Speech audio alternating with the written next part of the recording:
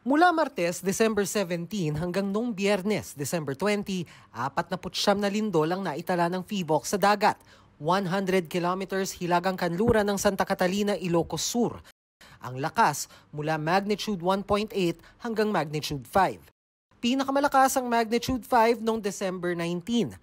Mababaw ang epicenter ng mga lindol na nangyari malapit sa Manila Trench. Sa December 19 to 20, histogram ng PHIVOLCS, nasa 63 quakes ang naitala sa parehong lugar. Madalang na mga namomonitor na pagyanig doon mula kahapon hanggang alas 6 kaninang umaga. Pero hindi natin ma-assure na once na bumaba na yung events, totally hindi na magkakaroon ng malaki nga or hindi na siya magsusunod na magkaroon ulit na madami. Ang PHIVOLCS nag-abiso tungkol sa dalawang posibilidad.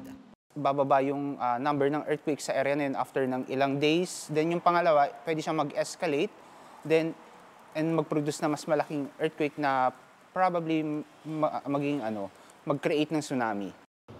Paglilinaw ng PHIVOLCS, kahit posibilidad pa lang ang tsunami senaryo, dapat maghanda. Kapag nangyari ito at masabayan ng high tide, maaaring magka-tsunami na may taas na 2 to 3 meters. Ang paggalaw pa naman ng Manila Trench na mula sa coastline ng Ilocos Norte hanggang lagpas Batangas, kayang lumikha ng lindol na magnitude 8 o higit pa. Kung gayon, may posibilidad bang maapektuhan din ng Metro Manila na may sariling coastline? Possible na umabot siya ng South Luzon but yung height niya is hindi na siya ganun kataas comparing sa mga northern part ng Luzon. Ang Santa Catalina LGU nakamonitor sa kanila mga baybayin. Ayon sa OCD Region 1, nakahanda ang Tsunami Incident Command System sa anumang posibleng mangyari. Pinapanawagan po natin sa ating mga local government units po, sa ating mga member agencies na palagyan pong maging handa, i-revisit po yung mga contingency plans po natin. Nagpulong din kaugnay nito ang Office of Civil Defense at iba't ibang ahensya. Paalala ng OCD sa publiko, alamin kung may panganib ng tsunami sa inyong lugar. Alamin ang lugar na paglilikasan at ang pinakamabilis at ligtas na ruta.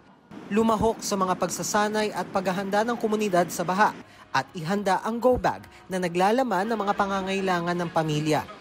Para sa GMA Integrated News, Dano Tingkungko, nakatutok 24 oras. Mangyayari siya, which is something that is not applicable here. Rolling ganun.